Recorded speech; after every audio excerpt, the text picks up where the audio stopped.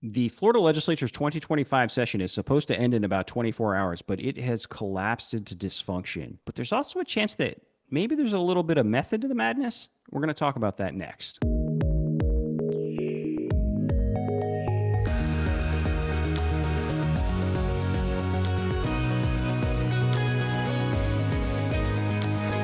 Hello, and welcome to Seeking Rents, the podcast. I'm your host, Jason Garcia. I am the publisher of Seeking Rents. That's a newsletter in Florida about state politics, but with a particular emphasis on the ways that big businesses and other special interests influence public policy in this state. This is a quick update from the morning of day 59 of the Florida Legislature's 2025 legislative session, a legislative session that is supposed to be 60 days long, but has no end in sight. We are a ship adrift at sea in the Florida Legislature right now. The one bill they're supposed to get done on their in a regular session, the state budget, that is not going to get done. It is, by all accounts, nowhere close to being done. We could be around for a while, or more likely, folks going home and then coming back again later. Um, I, I actually, what I want to do on this podcast is I want to kind of make a case that maybe things aren't quite as bad as they may seem. Admittedly, there's going to be a little bit of galaxy brain thinking here, and probably quite a bit of wishful thinking in here as well too. But I can actually see a bit of strategy in what's going on here, or I can talk myself into it anyway. And certainly, if nothing else, see a pretty obvious path out of here that you could look back on and think, yeah, it all made sense. But let's start with the one thing that is clear. It is in a ditch right now. Things do look really bad. So like the big drama on day 58 yesterday was the House and Senate were bouncing back as far as I know, I don't really know anything about the bill, but as far as I can tell, a completely non-controversial bill dealing with mental health and substance use abuse disorder treatments, that sort of thing. The Senate at the very last minute had stuck an amendment on there naming a research center after a member of the Senate, a Democratic member of the Senate named Daryl Roussan, who by all accounts, everybody in both parties seems to like quite a bit. It's sort of the whole trope of politicians naming stuff after themselves is always a little bit like, why are we doing this? But also harmless thing and the sort of thing they do all the time. So they kicked this over to the House, and the House took the amendment off and sent it back to the Senate. So they removed the piece of the bill that named this research center after this state senator. And my God, you would have thought that the House had just executed someone in front of the 40-member Senate. The senators of both parties took turns just shedding the world's largest crocodile tears over this, expressing outrage. I think there were literal tears at one point. Again, you would have thought the Florida Senate had just witnessed an actual tragedy. It was so over the top. Their attitude about how disgraceful and beyond the pale the House had been by refusing to go along with naming something after a senator. They were so over the top, it almost felt staged, like almost like a big setup or something. Especially because then you had like Casey and Ron DeSantis jumping in on Twitter seconds later to bemoan the disrespect of the House and how dare you treat this Democratic senator this way, as if Ron and Casey DeSantis have ever in their lives given one whit about a Democratic state politician, right? It's one of those things like it is hard to care about this, it's sort of a silly thing in one sense for the House to have taken off because it doesn't mean anything, but also like again, who cares? Who cares? This is also the sort of thing that is obviously going to get fixed later when things come together with the budget. It's like a meaningless thing. It is hard to come up with an issue that matters less than whether or not a research center is named after a politician or not. So anyway, there was some like stuff said like I seem to recall that Kathleen Passidomo made some references like maybe we can fix this when there's a new speaker in the House. Like just kind of little like stuff that when you see them talking like that, it's like, oh, this is personal. Things really are bad. But the thing about it is, as kind of like personally ugly as that was, if this you see this kind of meltdown happen all the time. If this had happened in week 8 of the session and they were in the process of like negotiating a state budget on track like you would normally expect, it would not really be that out of like it would not be that abnormal, right? Like there's always a few outbursts like this. Like tensions get high right near the end of a session when they're like, the negotiations are highest stakes on bills and budgets and stuff. What makes this unusual is that there is no budget coming, right? Like we do know it is broken down in an abnormal way because they're not going to pass a budget this year.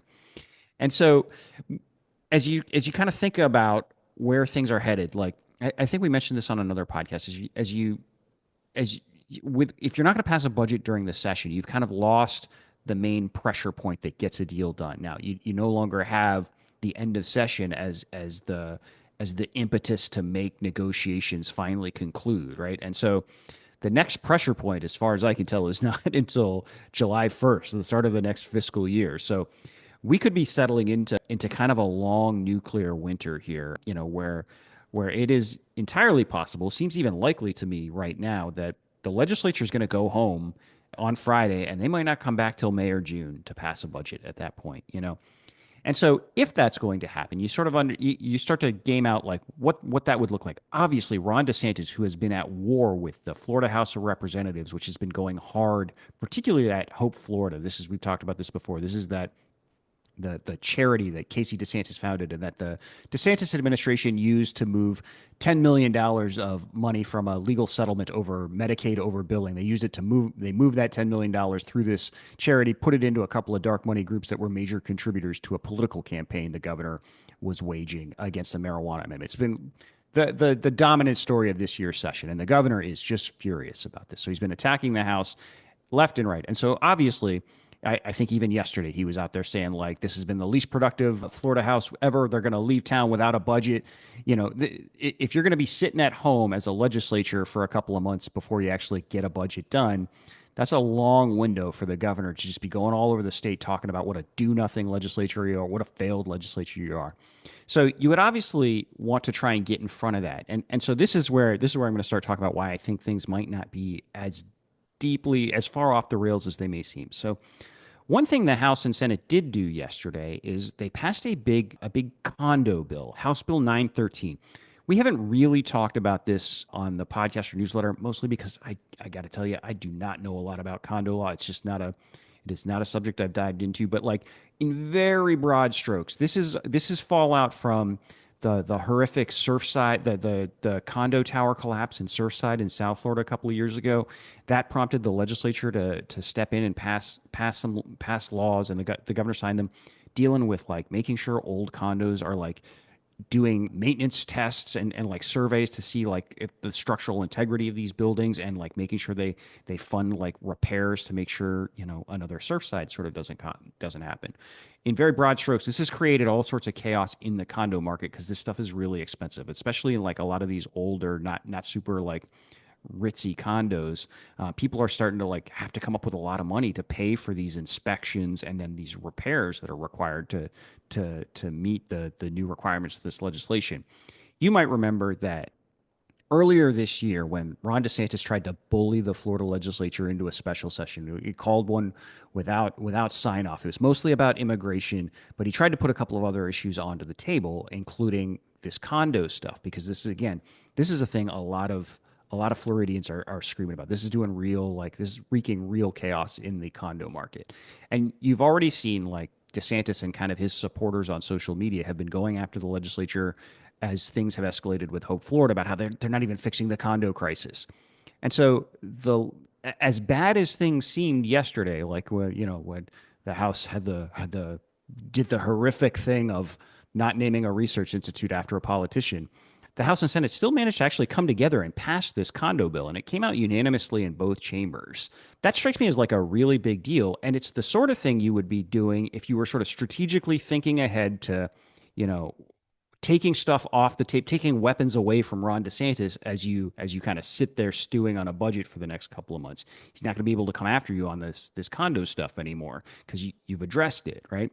And similarly, there were a couple of other bills that I think kind of fall into that category. I can't believe I'm about to say this sentence, but the legislature passed a chemtrail bill yesterday. We got no state budget, but at least we've stopped the government from flying commercial airliners through the sky and injecting chemicals that are apparently darkening the sky and controlling us somehow. I could do a whole fucking show on this insane bill and how like stupid and pandering it is. But the point is, it's one that, of course, Ron DeSantis embraced because this is the Republican Party has become a place that is utterly controlled by the MAGA base, and chemtrails are a thing that has taken root there. So but the House passed this bill, and this takes another thing like Ron DeSantis had talked about. You could see him sort of using the fact that the legislature failed to pass a chemtrail bill as another sign of what a do-nothing legislature, particularly when you remember that this is an incredibly gerrymandered legislature where the only voters that really matter to most of these guys are like extreme partisan, far right partisans, because those are the folks that decide the vast majority of districts. So the chemtrail bill is actually kind of an important bill in that context when you're worried about sort of fighting for the soul of MAGA voters, essentially. They also passed another bill, Senate Bill 1388. This, I should say, this came out of the House and it's gone to the Senate, so it hasn't fully passed yet. But there's a wrinkle that I'll probably come back to. Anyway, this is a bill that does a number of things. It's got some stupid preemption language that Yamaha and I think indirectly Toyota want that essentially prohibit local communities from regulating the restricting the sale or use of boats or jet skis based on their fuel type. It's essentially, if you remember, that the gas industry went around the country getting states, including Florida, to pass these local preemptions that stop governments from banning, cities and counties from banning like natural gas connections in new home construction. This is kind of the equivalent of that, but pushed by, like I said, by Yamaha Marine. And then it also, I suspect, involves Toyota, although it's kind of a secondary thing. We'll talk more about that at another time. It also does some stuff about like prohibiting like fish and wildlife officers from boarding people's boats without cause to like inspect faulty equipment or potentially faulty equipment, that sort of thing. This is another bill that the governor had started talking up during session as like the legislature should do this boater freedom bill, as I think what they called it. And so potentially this had looked, the reason it's significant that it came out of the House yesterday, this had looked completely stuck in the House. The House hadn't actually moved it. They actually broke their own rules to move this bill yesterday, just as a reminder that the rules only matter if someone bothers to enforce them. And so they sent that bill over to the Senate. Presumably, I would expect the Senate is going to pass this. Another issue you take off the table over the next couple of months as Ron DeSantis is going to be going around the state trying to make the case that the legislature is a complete failure, particularly the House. They can't do anything. They didn't look at all the things they didn't do. So, all of this is, again, stuff if you were thinking ahead and sort of proactively working with each other, even as you're like, I guess, sort of not working with each other on the budget, you're getting a lot of other stuff done that is important to just sort of the politics of this all. Unfortunately, if this theory is right, it also means probably sometime in the next 36 hours or so, the Florida legislature is going to pass what I think is the worst bill of the Florida legislative session, and that's House Bill 1205. This is one we talked a lot about that would impose all sorts of new restrictions, essentially intentional barriers and obstacles and red tape in front of citizen-led constitutional amendments, things designed to make it intentionally difficult and virtually impossible for like petition drive constitutional amendments, right? They set all these barriers and obstacles, and then they dangle these like just ruinous financial fines over you if you trip over any of them. The detail I've used on this is they take to illustrate just how crazy this is. They take the amount of time you have to turn in a signed petition, they take that down by 2/3 from 30 days to 10 days. And at the very same time, they increase the fine for turning in a petition in late by as much as 50 times over. This is entirely a reaction to last year's elections when voters nearly passed constitutional amendments, citizen-led constitutional amendments to overturn the state's abortion ban and legalize marijuana. The legislature wants to make sure that does not happen again. They want to make sure that there's never another minimum wage amendment. They want to kill off. There's an amendment going that would expand Medicaid health insurance in Florida. They want to cut all that stuff off for good. But again, this is another bill because this is important to a lot of Republican voters, particularly like social anti-abortion conservatives who are looking to like lock in the state's abortion ban as tight as possible. This is another important issue to them. And so this is another one. I mentioned the special session that Ron DeSantis tried to force them into, the constitutional amendments, citizen-led constitutional amendments. That was another big issue that Ron DeSantis wanted them to tackle back then. So the Senate yesterday essentially teed up this bill, House Bill 1205, which has already come out of the House. They teed it up for a final vote today. It would have to go back to the House, but it is like inches from passing right now. And it's the sort of bill that, frankly, I expect to pass in the next couple of days for this same reason that you're going to take this off the table. I mean, Ron DeSantis will still find ways to complain. I'm sure that's like what he does, but you will be able to say, we have addressed this topic, right? Well, you're sitting there again, waiting until June or whatever it is to finalize the state budget. So the other part of this, and part of what got me thinking about this, is like what we've talked about so far is here's how you kind of like address the issue of like how you sort of like take away some of the attacks you're likely to face if you are going to essentially sit on a budget for a couple of months rather than passing it now when you're kind of like supposed to pass it. So, but what does waiting 2 months, waiting till June gets you? And this is, I would argue, two things. This is part of what prompted me to think about this was the Tampa Bay Times and Miami Herald dropped another story about Hope, Florida today that was essentially House Republicans pointing out that the DeSantis administration is, surprise of all surprises, stonewalling on a public records request. The House Republicans have asked for a number of records related to Hope, Florida, including its bank statements to try to track exactly where this quote unquote charity has been spending money and track the exact timing, for instance, of this.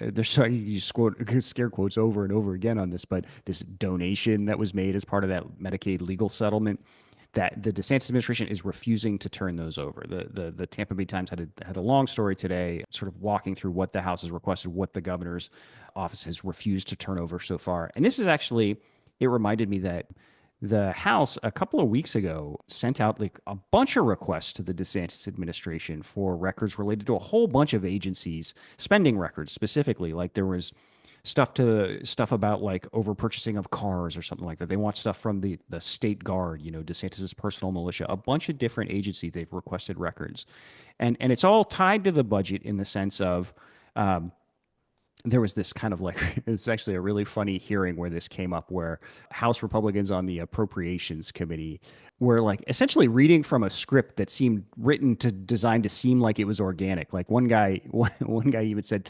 "Dadgummit, I need answers," where he was like reading it. Like I think Dadgum was actually written on his script, it seemed like.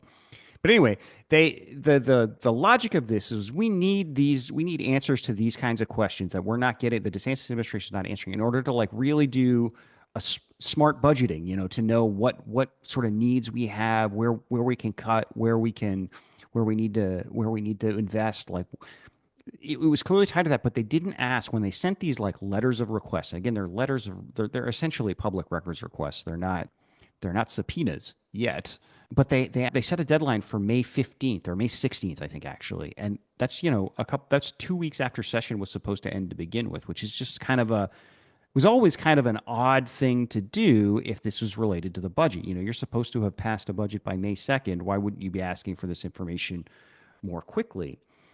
And so it got me thinking that like you're setting up a situation here now with the budget sort of being delayed, and now you've got these requests out where the House is in a position to really sort of make a big deal about the DeSantis administration hiding details of its spending, right? You've got these requests out. I think it's probably safe to say the administration is not going to fulfill these in good faith.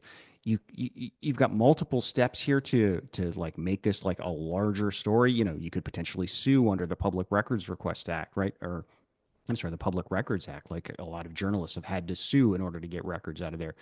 You eventually could elevate to subpoenas. Like if you were trying to construct a narrative here, you can see some very obvious steps ahead where you're filling up the sort of time between now and whenever you do a state budget, right? And it's all tied to that. You can be making the case that we need these answers before we need to know what Ron DeSantis has done with taxpayer money before we give him even more taxpayer money. Like that's just a very obvious narrative. I have to think this would be like catnip to journalists who have spent years banging their heads against the wall trying to get records out of the DeSantis administration that like intentionally delays, often illegally, courts have found, delays and denies public records requests. This is like, I mean, national outlets know all about this now since he ran for president. Like trying to pull records out of the DeSantis administration, everybody knows what bad faith actors they are on public records requests. You're going to immediately have people like understanding what exactly House Republicans are running into this. So it seems to me like that's a narrative that has the potential to snowball in a way that could be really put Ron DeSantis on the defensive in ways that we still haven't even with the Hope Florida stuff, even more than that, because go beyond just Hope Florida. Hope Florida's you would start getting into, like I said, the state guard, like the whatever this car spending issue the House has been talking about. I don't even know the details of that. I mean, it could go in all number of ways, right? And then the other thing this does, if you wait to pass a state budget, is it takes away Ron DeSantis's greatest power, or at least it reduces his greatest power, which is his line item veto power, his ability to go through the state budget and strike individual line items. And so let me step back and sort of say this, like, the thing is, we're not actually behind schedule here in the macro sense. So yes, the legislature is supposed to pass a budget during the regular session, but what happens always is the governor doesn't actually sign that budget for a long time. So the legislature will pass it in years where we have sessions that end in May, like this one. Like this one's going to end May 2nd tomorrow, theoretically.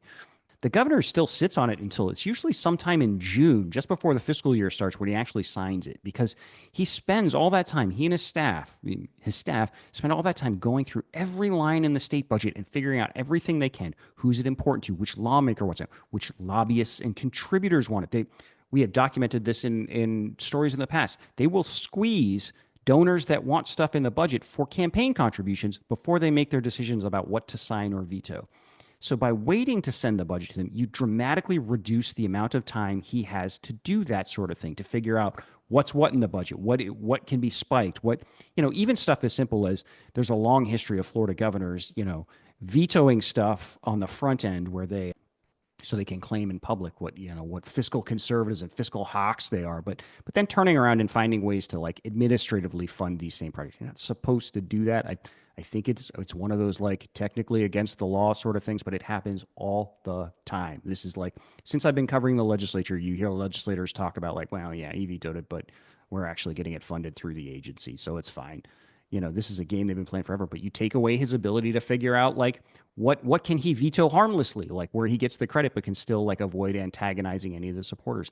All of that comes off the table if you suddenly shove a budget in his lap on, like, June 20th or something like that, especially because you're sitting in a situation where you don't have a budget out there. Like, who knows, whatever budget they end up negotiating, it's probably going to look far different on sort of like a detail level than the two budgets the House and Senate have already passed. There was even a rumor at the start of this session that the legislature might try and pass a budget early. If you pass a bill, I think I'm getting this right, but if you pass legislation during session and send it to the governor while the legislature is still in session, he's got, I think he's got 1 week to act on it at that point. So it's a way to kind of, like, jam the governor up and make him make a decision before the legislature leaves town. It's possible you could be setting yourself up for a situation in a special session where you stuff a budget into his lap while you're still in session, and you've got the threat of veto overrides hanging over you. So it seems to me, this may be in a ditch, but, like, if you squint enough, you can see some signs that, like, maybe it's not. Maybe it's not. To quote Eli Cash, what this podcast presupposes is maybe it isn't in a ditch. Who knows? It's sort of, seems like the sort of take that could age like an avocado. I could hang up this thing and post this only to find out that, like, everything here I've guessed at is completely wrong. But it's fun to speculate, because what else are you gonna do when the car's broken down and mom and dad are fighting with the insurance guy on the phone or something like that? I do want to circle back to one other thing that I mentioned. This voter freedom bill. I mentioned that the House essentially ignored its own rules to pass this bill yesterday. This is Senate Bill 1388. And, like, one of the fundamental rules that everybody kind of knows in the Florida legislature is that if you file a bill and it never gets a hearing, that language in that bill cannot then be amended onto some other vehicle, right? Like, this is why we've talked about before that the first committee hearing for a bill is always so important, because once you get through a committee, that language is now known as, like, it's in play, because it now can be amended onto some other vehicle if your bill gets stuck. Maybe there's some committee chair that doesn't like it and is opposed to it, refuses to hear it. This Senate Bill 1388 has a bunch of language. I mentioned that had that energy source freedom stuff, that essentially the preemption that would stop communities from regulating gas-powered jet skis, the stuff that Yamaha and, as I mentioned, I think Toyota really wants. That stuff is in a House Bill 1001, that never got a hearing this session. So that should not have been allowed to be passed through the House like this.